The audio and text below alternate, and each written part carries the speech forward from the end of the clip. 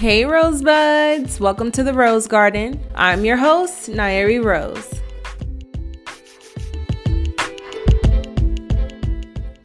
Hey Rosebuds, we are back with a new episode, and today's conversation is going to be conversations about BBLs. And so that might seem strange because I, for one, have never had a cosmetic surgery or procedure before. And just as a disclaimer, I am not a medical professional, nor am I trying to disrespect or violate or harm the cosmetic community. So this is just my opinion, and I am going to make this one brief because I am not familiar with getting any procedures or cosmetic procedures, but I feel like we need to talk about it because there are a lot of women who get BBLs. And one thing that I know about at least the BBL procedure, which stands for Brazilian butt lift, is that it is one of the most dangerous procedures out of them all. Like more dangerous than a breast augmentation, more dangerous than a tummy tuck. If you are getting a BBL, like, be careful. And if you've already gotten one, then I don't know what your experience has been. Because some of the procedures look amazing. I see them and I'm like, wow, she did that. Like, she looks good. And for the most part, it's about boosting self-confidence. But I still don't understand why we feel the need to go under the knife and get these procedures. And so one of the things that kind of sparked this conversation, of course, is something recently that happened with DC Young Fly's fiance or wife, Jacky Oh. She recently passed away from getting a mommy makeover. And I'm not saying that she got a BBL or whatever the case may have been, but I just want to talk about the effects that cosmetic surgery, period, has on our community. And it seems more harmful sometimes than not. I mean, there are a lot of people who will argue and say, well, one, if I don't know anything about it, I need to mind my business. And I understand that, but this is a podcast and we talk about things. And I'm not going to mind my business if people that we love are dying. Now, I personally only know a few people who have gotten such a procedure. And I know for a fact that it's painful. It's one of the most painful experiences that they have reported in their lives. It's like being hit by a train, I once heard. And I've also did my fellow research, and I went on YouTube and I watched other women and young women who went and had the procedure. And just as much as you'll find like, hey, I went and did this thing and I'm feeling beautiful and sexy and here's my experience and my recovery, there are thousands of horror stories and experiences where the result did not come out as expected. And this is $1,000 procedure. This is not something that we're just going in and paying $500 and we got a bigger booty. Like, this is a investment. I will say it's an investment because you are investing on your body. And I want to know, with such an investment, is it worth it? Just like anything else, is it worth it? Now, granted, I get it. I get why one would want to go under the knife and have the procedure done and get it over with, because being in the gym is tiring. We are not going to front and we are not going to cap. Being in the gym and working out and working on yourself, it takes full commitment, dedication, perseverance, all the things, all right, if you want a snatched body. And don't get me started. When you are working out, and as someone who is on a weight loss journey, which I will talk about, but as someone who is on a journey of trying to tone their body, gain muscle, lose fat, you have to be very strategic about your process. You have to be very strategic about the foods that you are putting in your body. And even with cosmetic surgery, you still need to do the work and the fitness that goes behind upkeep, keeping up your shape. So if you're not willing to do those things, that investment will almost be worthless, because what's the point if you're not going to maintain it? So I say all that to say, with a BBL, not everyone has had a horrendous experience.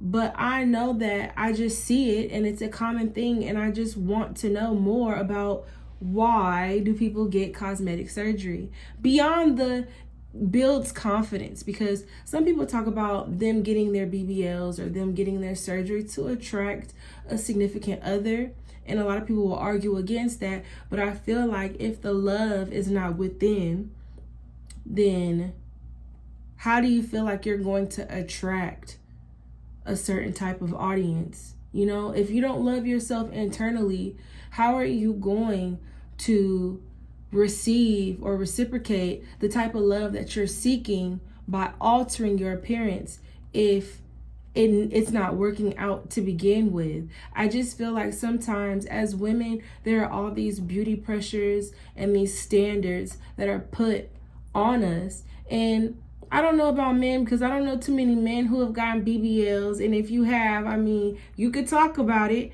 but I'm just speaking as a woman. For in a community of women, I just want to know, like, what is the reason behind the BBL? What is the reason behind the mommy makeover? Now, granted, I had 2 boys of my own, and I know that having a child, it transforms your entire body. Okay? Like, your high school body is not your high school body anymore. And if you still have a banging body after having children, kudos to you. You are killing it. You are rocking it. I need your regimen. Most of it is just sometimes genetics, and you're flawless. But that's not the case for me. I have stretch marks, okay? I have all the flabber and belly gut that I'm trying so hard to get rid of. And one day maybe, but I'm not putting no pressure on myself, because that's what I was created for. I was created to create. And so I always wondered the process of someone who's had cosmetic surgery and what their experience is like after they have children. For example, I know Summer Walker, she's an R&B singer, and she's had cosmetic surgery, and then she popped up with twins, and she had twins. And then I don't know if she's had cosmetic surgery after having twins, but I always wanted to know, is there like a difference, or does it feel the same? I mean, childbirth in itself can be painful, but I always wanted to know, how do such procedures affect the body? Now, back to Miss Jacky Oh, DC Young Fly's partner.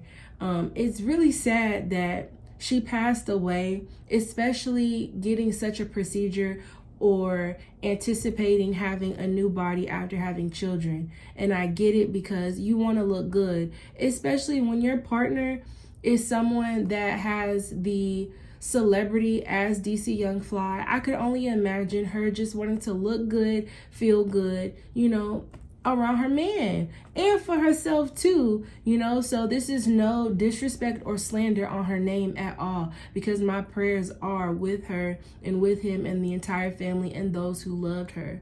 But one of the blogs that I was reading said that she had passed away due to maybe heart failure. And I just feel like the heart is so important, and for your heart to fail, it means that, and I'm not speaking on her specifically, I'm just saying in general, for your heart to fail, there must have been a lot of pressure, a tremendous amount of pressure that one is placed under. Now, cosmetic procedure, not even cosmetic, surgery in itself is strenuous. It's a lot on the body. I've had surgery before one time, and that was it. When I was pregnant with my boy, Ocean, that's my oldest, he was a big baby. We just gonna say he was a big baby. And I believe that when I was pregnant with my second son, he kind of pushed around and stretched some things out. And so I ended up developing a hernia in my abdomen, and it protruded out, like it stuck out, and it looked horrible. I did not like it. I felt so uncomfortable with it, and it was painful. It's your intestines literally sticking out of your abdominal wall, and that's not natural. Now, of course, I did not know any holistic measures to fix it, but the number one thing that was recommended to me was hernia repair. And so that's exactly what I decided to do. I sought out a doctor, I got a second opinion about it, and surgery was the way to go to repair it. And let me tell you, my fear kicked in with the anesthesia. Like, that in itself is frightening. To go under and not know the mechanics of how one goes into a deep sleep, right? So that we don't feel the pain of what surgery does to the body. And then, the doctors, and I know technology is like advanced, but they were so excited because it's like, oh, we're going to use a robot. I'm hands off. The robot's going to do everything. And I'm like, what do you mean the robot's going to do everything? Like, are you going to be there in the room? Oh, yeah, sure. We're going to be in the room. But what? Like, you have robots and you have all these other mechanisms handling your body. And I know that I say that I'm spiritual, but I was raised in the Christian church home. And I know that one of the things that it says in the Bible is not to do anything to your body. And I know that I messed that up a long time ago because I have tattoos and whatnot. But I just know that when you get surgery, it's intimate in itself and it's invasive, and the recovery time, I mean, they give you 3 months or 6 months, but you don't know how long it's going to take for you to recover until you are recovered. Okay. So having that experience of having surgery, it was horrifying, literally. And I didn't even know that I had the surgery. And I'm going to be quite honest. When I woke up from surgery, I woke up peeing on myself. I'm not going to cap. I woke up literally peeing on myself because I was, one, frightened, terrified. I didn't know what was going on. And then I just wake up in a hospital and I'm like, oh, I had surgery. Now, granted, I appreciate the hernia surgery, but surgery in itself, I would never want to do that again. And so I say that because you have certain women who are going under the knife again and again and again. And speaking back to the heart, I can't imagine how traumatic that is, because your heart not only has to pump blood and heal these areas that have been, invaded upon, but also your heart and your brain is connected. It's all, I say we have 3 hearts. We have our heart, our brain, and our stomach, or our 3 brains, one or the other, but it's all connected. Okay. And so you get something done, such as a BBL, and your brain is trying to figure out, wait a minute, what happened? Because this feels unfamiliar. This is something strange. And at least back to my hernia surgery, I had to get a mesh, which is like a gauze that they put into the body. Basically, it's a foreign object. So my body in the beginning definitely tried to reject whatever they put in. And that's also a scary thing, is not really knowing like what's in your body for real. Like, they tell you what they say is in your body, and of course, like, you have to believe that. But shoot, I don't know. You never know. So basically, back to the point of what I'm saying, is just that there are so many things that are potential red flags when it comes to surgery. And I say that the heart is so important, and to listen to the heart, because heart disease in general is like one of the number 1, if not number 2 killers amongst women, especially Black women and women of color, period. Okay. And we carry a lot of our emotional traumas in our heart. I currently am reading, and I'm all about like learning new things and learning new information. So I'm currently reading this book, and it's called The Chakra Handbook. I actually have it right here, but I'm reading this book. If you have the chance to go check this out, you should definitely order it on Amazon or wherever you can and read The Chakra Handbook, because it has knowledge. Okay. And I'm all about providing information and gaining knowledge. And surprisingly enough, I'm on the 4th chakra. And so with each chakra, just basic, we have 7. And our heart chakra functions in the center. Okay, it's our 4th chakra, and it lies in the middle of our chest. And so I'm gonna just do like a little quick read, because I know I said I wouldn't take too long. But one of the things about your heart is that it is supposed to be a harmonious function. You are supposed to be in alignment with your heart. You are supposed to be harmonious with your heart and being open to giving and receiving love. Okay, so I'm gonna just read really quickly. A harmonious functioning heart is a completely open heart chakra that works together with all the other chakras in harmony, okay, to channel divine love. Amen. Now, when you have a disharmonious functioning heart, this is a malfunctioning heart, all right, that expresses itself in various ways. Now, you may always expect recognition and reassurance in return for all the love that you give, and feel deeply disappointed when it's not reciprocated. So it's like you're putting out all of this love, but you're expecting for that same energy to be returned, and that's disharmonious to your heart chakra. Now, the other caveat to that is an insufficient functioning. Now, this means that your heart chakra makes you very vulnerable, and you are dependent on the love and affection of others. Sounds like someone I know, or used to know, or still know, but I'm growing and we are evolving. Okay, so we won't harp on that. But in short, I believe wholeheartedly that people who get cosmetic surgeries, I know that they do their research. I know that they have a support system. I know that they have family members who either try and talk them out of it, or who are like, yes, girl, go ahead, do what makes you happy. And at least from my experience with being a subscriber to different TV networks and channels, when I think about the women who have gotten surgery and I think about my impression, I think of love and hip hop. And I know that in my teenage years, like, everyone was watching love and hip hop, and that's where I saw a bevy of surgery.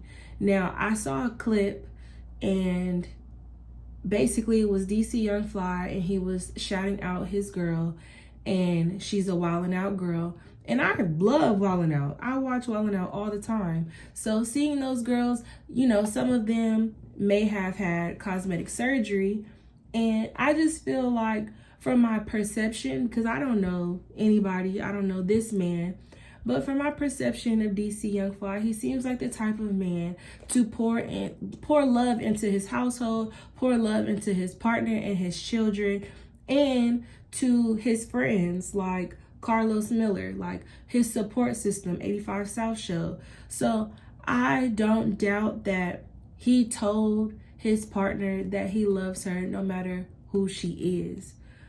This is a tragedy that this has happened.